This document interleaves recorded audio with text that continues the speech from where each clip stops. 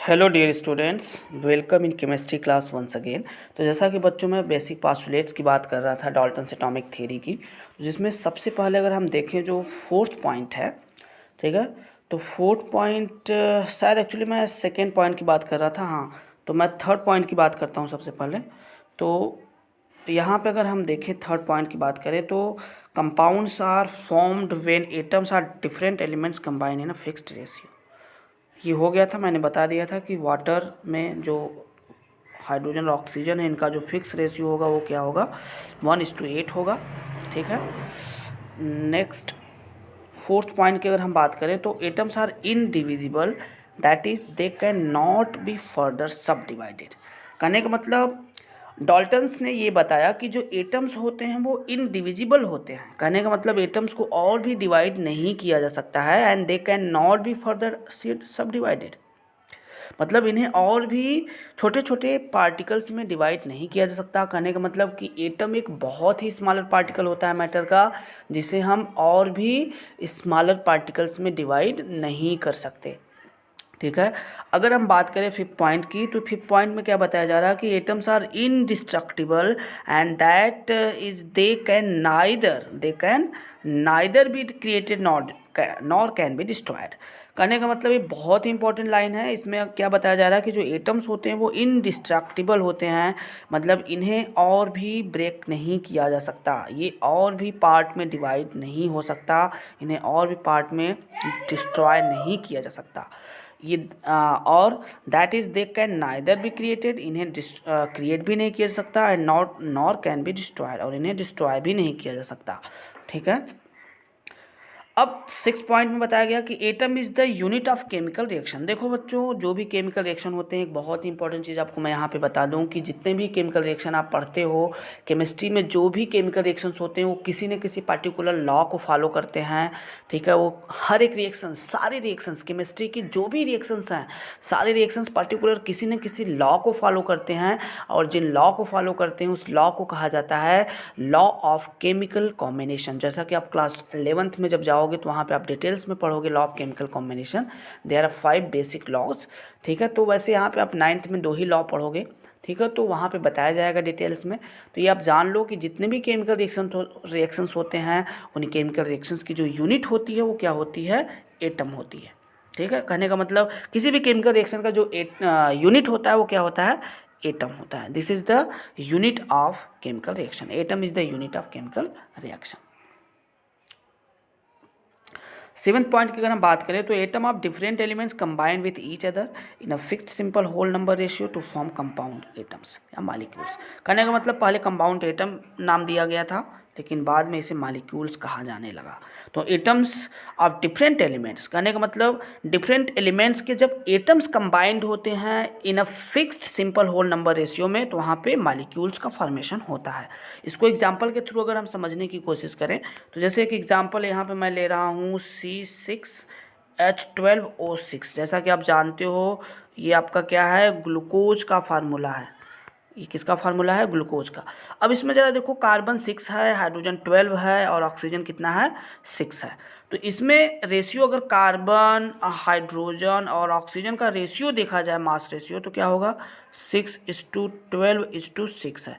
अब 6:12:6 है, तो इसका सिंपल रेशियो अगर हम निकालेंगे तो क्या होगा, 6 से डिवाइड करेंगे सब में तो क्या आएगा, 1:2:1 आएगा।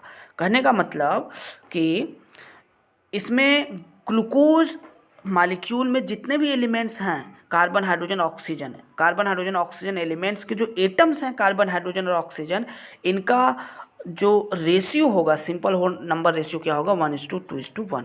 कहने का मतलब 1:2:1 जो है ये एक सिंपल होल नंबर रेशियो है इन सारे एलिमेंट्स का, ठीक है। इस ग्लूकोज में प्रेजेंट एलिमेंट्स के एटम्स का ये क्या है, एक सिंपल होल नंबर रेशियो है। तो कहने का मतलब कि ये जब कंबाइंड होते हैं तो एक सिंपल होल नंबर रेशियो में, तो ग्लूकोज में कार्बन हाइड्रोजन ऑक्सीजन एक सिंपल होल नंबर रेशियो 1:2:1 में कंबाइंड होकर मालिक्यूल्स का फॉर्मेशन करते हैं। तो बच्चों अब बात करते हैं limitations of Dalton's atomic theory की। देखो डाल्टन्स एटॉमिक थ्योरी की काफ़ी लिमिटेशंस भी रहे, ठीक है। बहुत सारी चीज़ें ऐसी थी जो इन्होंने काफ़ी चीज़ें क्लियर भी कर दी अपनी इस थियरी में, लेकिन इनका कुछ लिमिटेशंस भी रहा। जैसे ये जो डाल्टन्स एटॉमिक थ्योरी थी, ये Dalton's atomic theory laws of chemical combination को बहुत अच्छे से एक्सप्लेन किया। लॉज ऑफ केमिकल कॉम्बिनेशन जो आपने अभी पढ़ा है उसको डाल्टन्स एटॉमिक थ्योरी ने बहुत अच्छे से एक्सप्लेन किया था, ठीक है। लेकिन जब आप हायर क्लासेस में पढ़ोगे तो एक गे लुसेक्स लॉ होता है, ठीक है। जब आप देखोगे तो ये एक फोर्थ लॉ होता है, गे लुसेक्स लॉ, जो आप हायर क्लासेस में पढ़ेंगे। तो इस लॉ को डाल्टन्स एटॉमिक थ्योरी एक्सप्लेन नहीं कर पाई थी। It could not explain Gay Lussac's law of combining volumes, ठीक है। केवल गे लुसेक्स लॉ को अगर छोड़ दिया जाए तो बाकी के जितने भी लॉ हैं वो लॉ जो हैं वो लॉ उस लॉज को डाल्टन्स एटॉमिक थ्योरी ने एक्सप्लेन किया था। तो सेकेंड पॉइंट में हम बात करते हैं कि it could not explain why and how do atoms combine together to form compound और एटम्स और मॉलिक्यूल्स। मतलब जो डाल्टन्स एटॉमिक थ्योरी थी, इस थ्योरी ने ये चीज़ नहीं बताई कि कोई भी मॉलिक्यूल जो बन रहा है एक fixed simple whole number ratio में, तो वो किस तरीके से बन रहा है। It can not explain, it could not explain why and how, कहने का मतलब क्यों और कैसे एटम्स कंबाइंड होकर कंपाउंड बना रहे हैं, मॉलिक्यूल कैसे बना रहे हैं। इस चीज़ को डाल्टन्स एटॉमिक थ्योरी एक्सप्लेन नहीं कर पाई कि कोई भी मॉलिक्यूल अगर बन रहा है तो उस मॉलिक्यूल के फॉर्मेशन में जब भी एटम्स कंबाइंड हो रहे हैं तो वो कैसे और क्यों कंबाइंड हो रहे हैं, ठीक है। And it could not explain the nature of force, और ये एटॉमिक डाल्टन्स एटॉमिक थ्योरी जो थी, it could not explain the nature of forces which hold atoms together in compound atoms. कहने का मतलब ये जो थ्योरी थी डाल्टन्स एटॉमिक थ्योरी की, ये इस चीज़ को नहीं बता पाई कि दो एटम्स के बीच में, जैसे ए और बी एटम्स हैं, इन दोनों एटम्स के बीच में किस तरह का फोर्स काम कर रहा है, इन किन फोर्स की वजह से ए और बी एटम्स कंबाइंड हैं। जैसे H2 मॉलिक्यूल, जैसे H2 है, ठीक है, हाइड्रोजन H2 मॉलिक्यूल, तो H में दो एटम है ना, हाइड्रोजन हाइड्रोजन, तो इन दोनों एक दूसरे से बाइंड होते हैं। तो ये दोनों जब एक दूसरे से बाइंड होते हैं तो वहाँ पे किस तरह का फोर्स काम करता है, वो किस फोर्स से ये दोनों एटम, हाइड्रोजन के दोनों एटम्स होल्ड हैं, कहने का मतलब जुड़े हुए हैं, ठीक है, किसी भी कंपाउंड में, ठीक है। वाटर में भी इसी तरीके से हाइड्रोजन और ऑक्सीजन किस तरीके से कंबाइंड है। तो इन सारी चीज़ों को डाल्टन्स एटॉमिक थ्योरी नहीं बता पाई कि किसी भी कंपाउंड एटम्स में, किसी भी मॉलिक्यूल में क्या होता है कि एटम्स के बीच में किस तरह का फोर्स काम करता है, मतलब नेचर ऑफ फोर्स के बारे में नहीं बता पाया, ठीक है, कि किस वजह से एटम्स एक दूसरे को पकड़े हुए हैं, होल्ड किए हुए हैं, ठीक है। नेक्स्ट पॉइंट है कि it could not explain why atoms can not exist in free state and why compound atoms can exist freely. अब ये बहुत इंपॉर्टेंट पॉइंट है। देखो बच्चों, डाल्टन्स एटॉमिक थ्योरी जो थी ये चीज़ नहीं बता पाई कि एटम जो होता है वो फ्री स्टेट में एग्जिस्ट नहीं करता है, जबकि कंपाउंड एटम्स या मॉलिक्यूल्स फ्री स्टेट में एग्जिस्ट करते हैं। तो इस तरीके से अगर हम बात करें तो ये एक बहुत बड़ा लिमिटेशन था डाल्टन्स एटॉमिक थ्योरी का, ठीक है, कि अगर हम बात करें एटम्स की तो एग्जिस्ट नहीं कर रहा है फ्री स्टेट में, ठीक है, लेकिन अगर हम कंपाउंड या मॉलिक्यूल की बात करें तो ये फ्रीली एग्जिस्ट कर रहा है, ठीक है। तो इस चीज़ को डाल्टन्स एटॉमिक थ्योरी नहीं बताई कि क्यों ऐसा हो रहा है, ठीक है। तो बच्चों अब हम बात करते हैं कुछ इन डाल्टन्स एटॉमिक थ्योरी से रिलेटेड कुछ क्वेश्चंस की। तो देखो बच्चों, एक क्वेश्चन आपकी स्क्रीन पे है, एनसीईआरटी से रिलेटेड है कि which postulate of Dalton's atomic theory is the result of the law of conservation of mass, which postulates of Dalton's, ठीक है।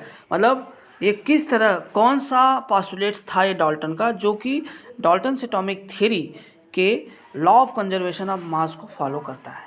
तो जैसा कि आप जानते हो कि इसमें बहुत ही अभी एक इम्पॉर्टेंट हमने लाइन भी बताया था आपको, तो इसका आप आंसर लिख लेंगे।